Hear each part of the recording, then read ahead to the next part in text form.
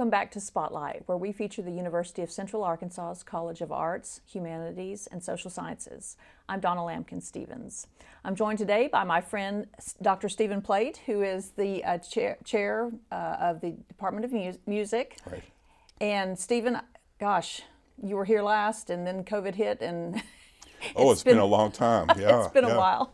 I think in 2019, and then COVID, and starting in January, and then we were home by March. So, so it's been a mess, but lots has changed since you were here last. So let's just talk a little bit about the history of the Department of Music. This is your third year.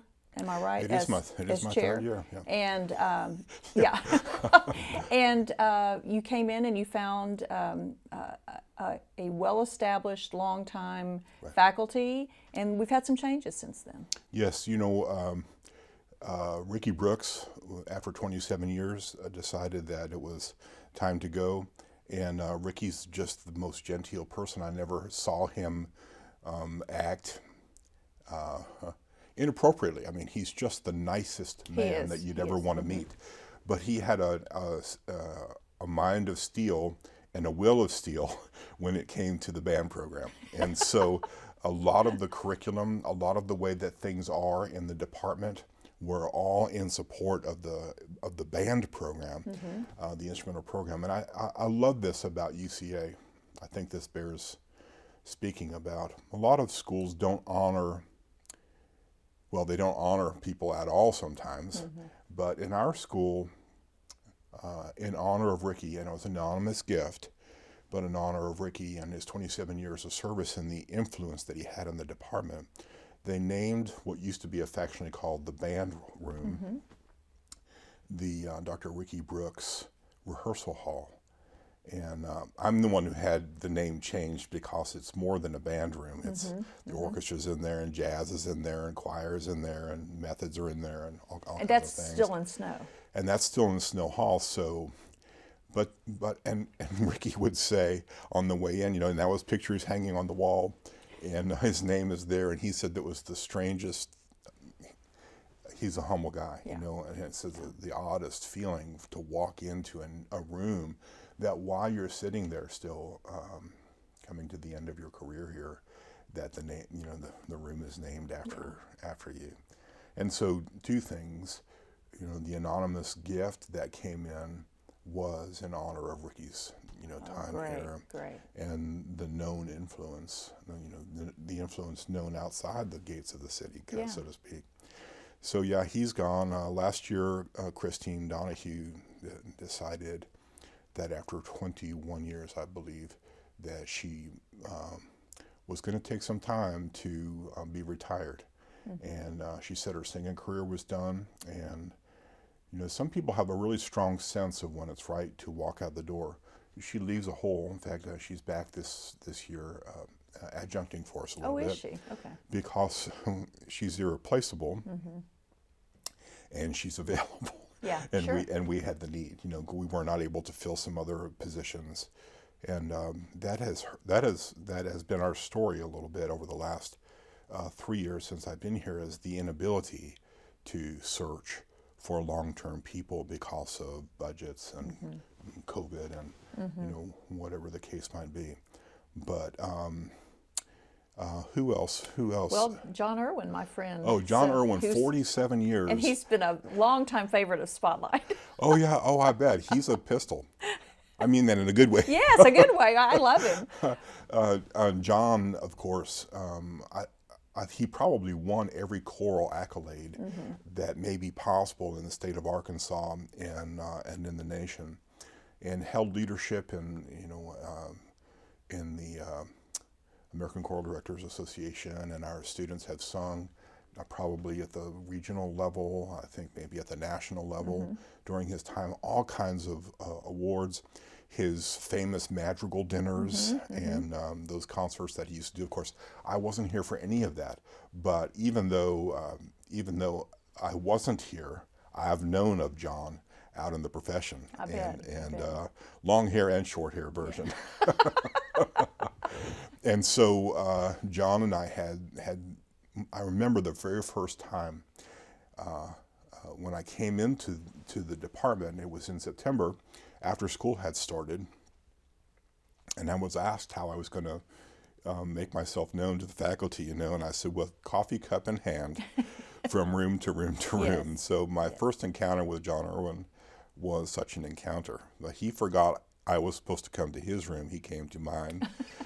And an hour and a half later, Yes. he was still there. And we were talking about those 47 years, And he had indicated, every year he'd come and say, well, maybe one more, maybe one more. So He was having a hard time. Yeah. When what you do is your life, Yeah. not only your life, but your passion, your art form, your extension, your reason for being, all of these things. John conducts a choir in Little Rock. And still does, right? Yeah, he still does. Well, pandemic, right? Well, so yeah. they haven't been singing either. So all of a sudden, you find yourself at home.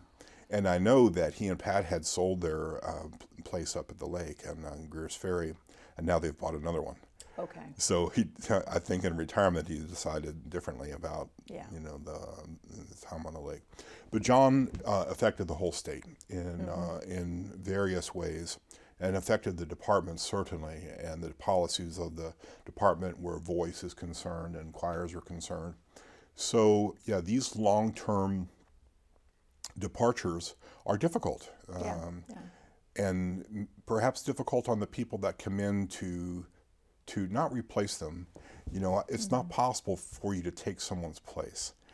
You become a placeholder and you hold the title, but it's also an opportunity to rethink things and to remake things. And so I like to call them opportunities, even though they're, the students, they're attached to that person and they came here because of that person, and all of a sudden someone else is driving the car.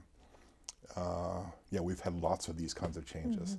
And then for the people that have left that we haven't been able to replace, I want to say that I'm so thankful that we live in a fertile artistic area of the country, because we are beholden to the many adjunct faculty who come in to carry this teaching burden for us. And they're quite gifted. And the Department of Music is super specialized. And we have a lot of people because of the necessary specializations that each one of them brings to the table. So whether long-term or short-term, it really is a special place filled with special and unique people. And musicians are notorious for maybe being a little difficult or artsy. Well, I like to say I are one, so I get it. They have character. They have character. They have lots of character. Them. Yeah, I appreciate them. Well, when the Conway Symphony Orchestra, I want to talk about that for just a minute. It's a really unique setting. We had a concert on Saturday night. We had a guest artist, actually a friend of mine from California, Ning An. I've known Ning for about 20 years, and when we decided to have live performances rather than virtual performances, we hadn't scheduled a soloist, and so we reached out and Ning came. But Israel Getzoff, our orchestra director, the president of the board stood up and introduced the event on Saturday in Reynolds, and he said, it is unusual, in fact, almost unheard of for a town the size of Conway, 60,000 people, 65,000 in city proper, to have a symphony, a professional symphony all of their own.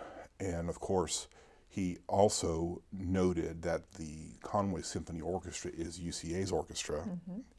And so that town and gown kind of relationship that we have is very special, where our students, all of them who must play at a very high level of proficiency to be accepted to the orchestra, because you're not just accepted as a music major, you have to be accepted into the orchestra program. So to play with semi-professional people, our students are surrounded. We make up about a third of the orchestra, I'd say. We're surrounded by these other professionals from Little Rock and the entire region. So it becomes a regional orchestra, and they play very well. In fact, my friend Ning had an opportunity to socialize after the performance. He said, Stephen, I was coming to think, okay, I'm playing with the UCA orchestra. And he said, I'm astounded. Great. It was so much better and more than I was anticipating, and I'm so pleased, So when an orchestra like ours can attract, and a conductor like Izzy can attract an international talent and have the international talent say, wow, Yeah. That's priceless. that is a priceless thing. So another way in which Conway and UCA maybe is unique in the musical world. There are such treasures all across the country. I'm not saying it's entirely uncommon, but it is a very special place. And students that aspire to come here, that gives them a jump in the professional world that's hard to get in many places, So, but we've we've retired some very, very special and talented people. But the thing that I'm finding in our searches is that the world is filled with special and talented people. And it's also one of the magical things about living in our country, that if you dream about being something as a young person, there are places where you can fulfill that and where people will come alongside you and help. The other credit I wanted to give to our senior faculty, to the faculty that have been so long-term, because I still have lots of them. In the music department, we have 20 faculty that are tenured. Wow. And that includes me. But those people greet these young people starting out. And, it's not always a smooth road, because you have to learn, the ropes, you have to learn the trade, you have to learn these ropes and this trade. But our senior faculty have welcomed these young people largely with open arms, and not only that, but with a pan of lasagna or something. I was without assistance in the department for almost a year. And our new fiscal analyst, her husband, went for heart catheterization on Friday. I'm bragging on our people for a minute, but when they got in, they were expecting to do a stent, and when they got in there, he was blocked everywhere. And so they rushed him to the hospital in Little Rock. And so I just sent out a note, and I wanted everybody to know that our fiscal analyst was going to be out of the office, and that her husband was having surgery. And I spoke to her last night. Surgery went well. He's doing fine. That's also common in our country today, is open heart surgery, right? Yes. And so he's doing fine. And she said to me specifically, she says, I'm new in the department, and so many people have reached out to me. That's great. I'm not surprised. To offer assistance. And so I've heard that before. I haven't had to experience it personally, although I've been welcomed in a less than normal, beginnings for me. But yeah, these are very special people in a very special place. So, what did COVID do to y'all? I mean, all these performances. What happened?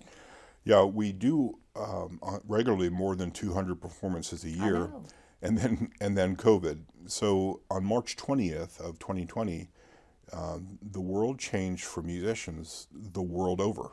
And all of a sudden, Broadway was dark, and the opera houses were dark, and the symphony halls were dark, and we've never been, in my lifetime, we've never experienced anything like that before. And not only dark, but lessons stopped. Applied lessons and the one-on-one that music is so famous for, and the ensembles. But I wanna say that I so appreciate the professional organizations. When I was a freshman in college, my faculty were saying, well, you need to join MENC, or you need to join CBDNA, or you need to join all these professional musical organizations, because they will help you in your lifetime, and they will teach you, and they will be a resource to you, and you will be a resource to them when the time comes. So I know that specifically College Band Directors National Association almost immediately published health surveys, safety protocols for wind players and for brass players. And then, of course, the Center for Disease Control had their input. The Arkansas Department of Health had their input. The American Choral Directors Association had their input.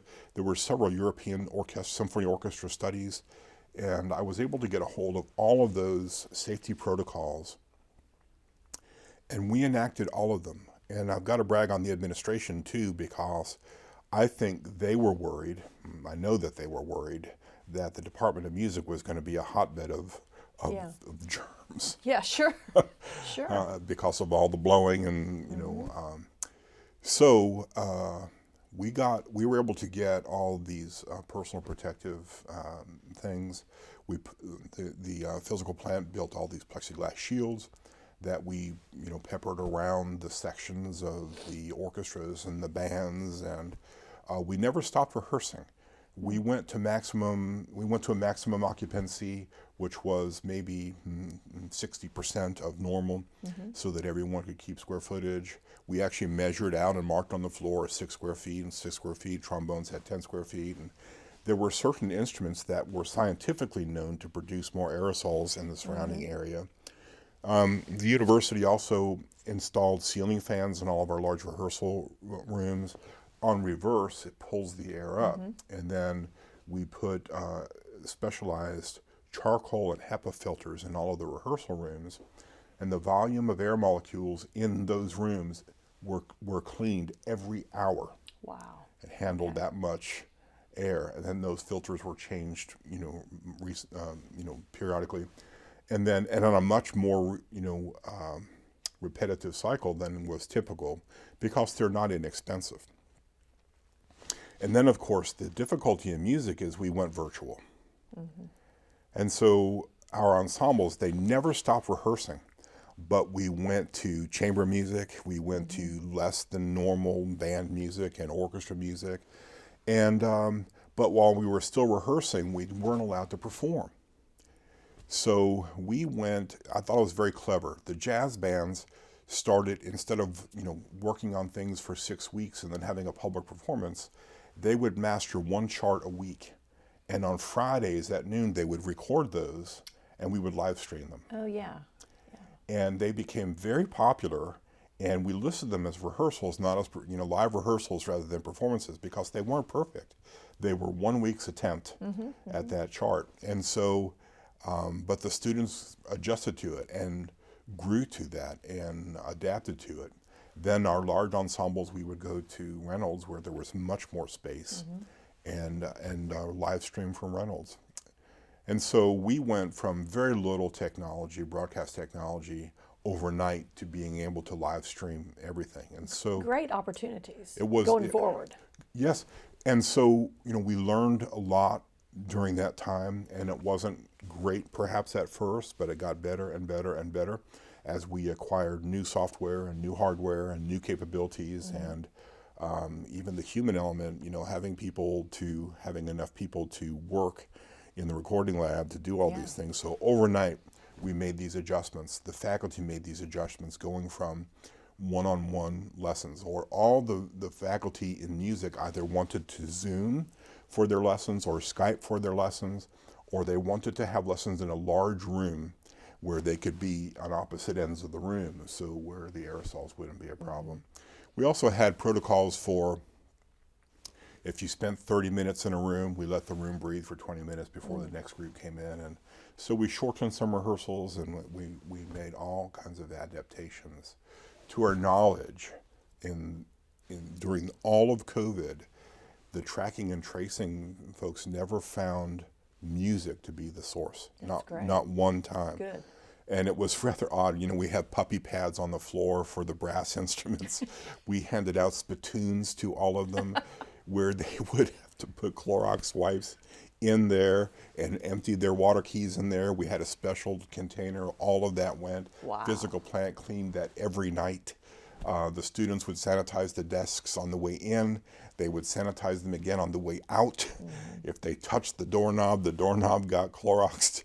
The faculty were wiping down computer keyboards, and when they, on the way in and on the way out. And so I think we got a little bit lax as time went on with, your hands are so dry, and you just get used to it. And now, where we can sit here with no masks on in the building, what a celebration, you know. And, So are you back to normal? we are. Okay.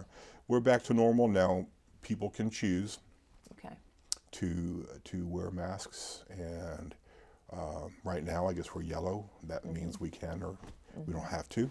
Of course, our vaccination rate for campus was very high. I think 85% or something. Students and faculty. I'm stabbing at that one. I remember something about that. And then the boosters, and now, you know, with the Omicron. Is that right? Omicron. Vaccine didn't help, and booster didn't help. So if you got it, you got it, but it wasn't as bad. In my house,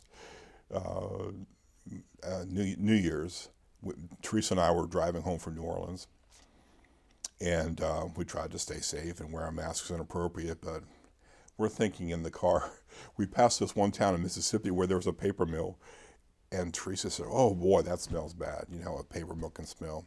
I couldn't smell it. So I thought, uh-oh. So the next day we both tested positive. She was over it in 3 days. It took me 16 days. Oh, I didn't realize you'd had it. Yes, so okay. mild. I think that's a relative Yeah, term. you wouldn't say that. So will you take some of what we learned? Will we take some of those learning opportunities forward? I mean, will there be opportunities for live streaming and?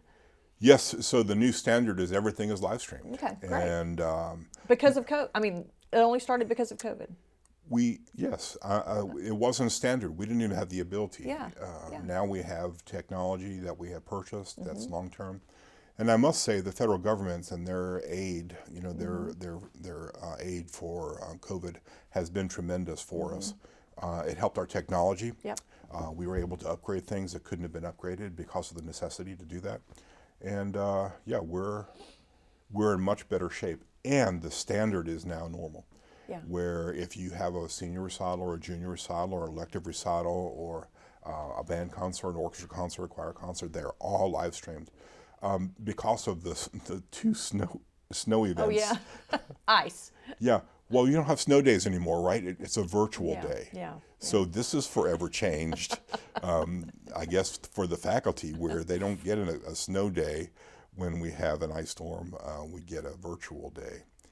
And at a moment's notice, I've got to say the faculty, I think that there's been an emotional price for the students and the faculty and the administration to have to conceive of the protocols, to enforce and enact the protocols, and then have the students adapt to them from, you know, going face-to-face instruction and overnight going to a virtual world. It has truly been a tremendous change.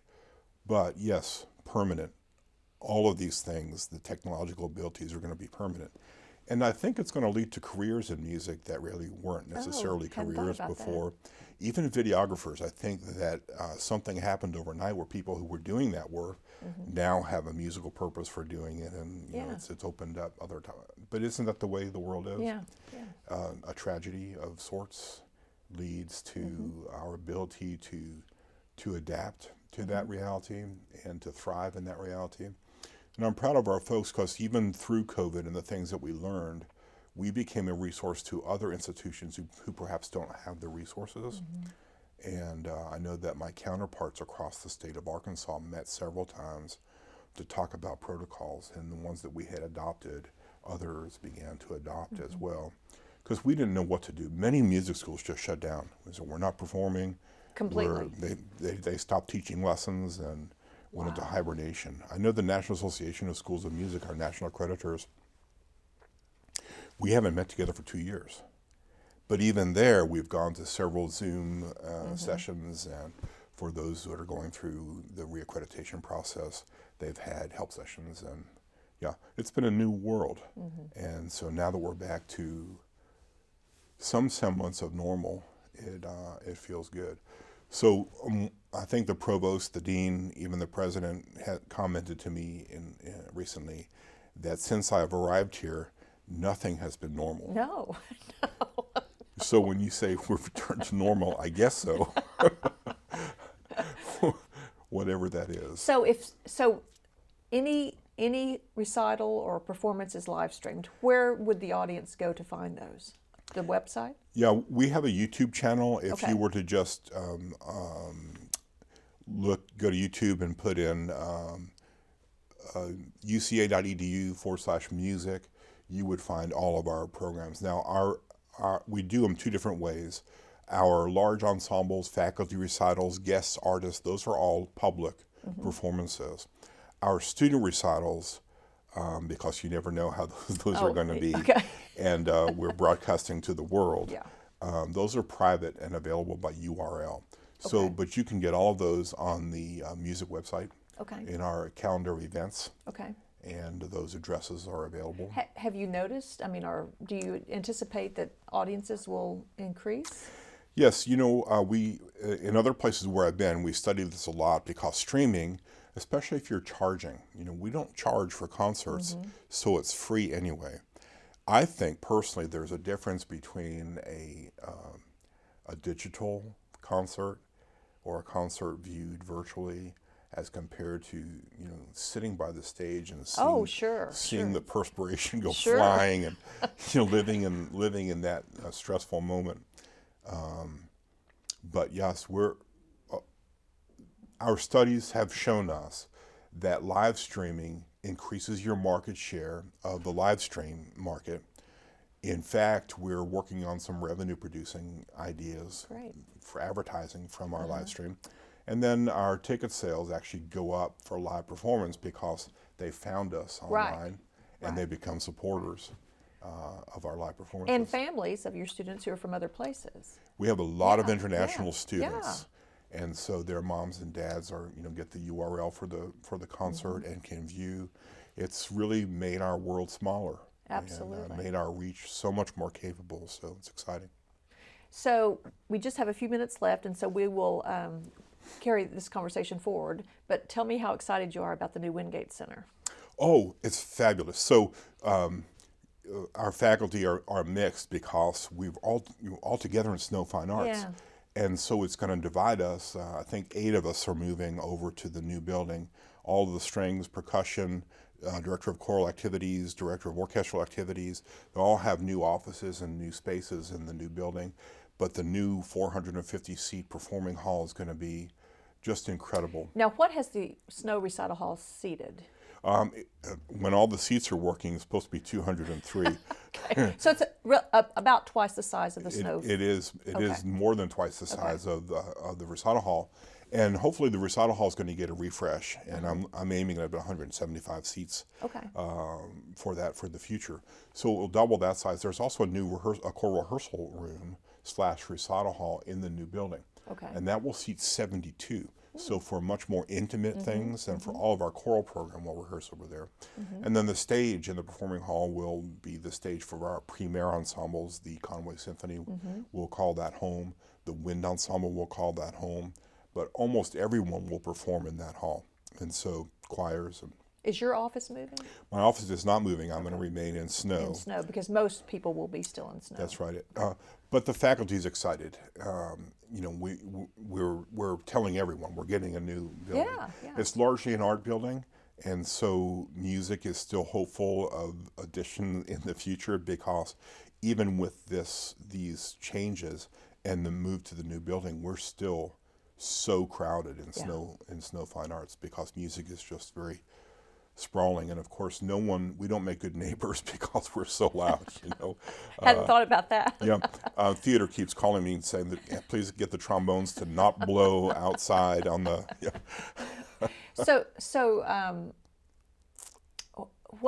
what sorts of things,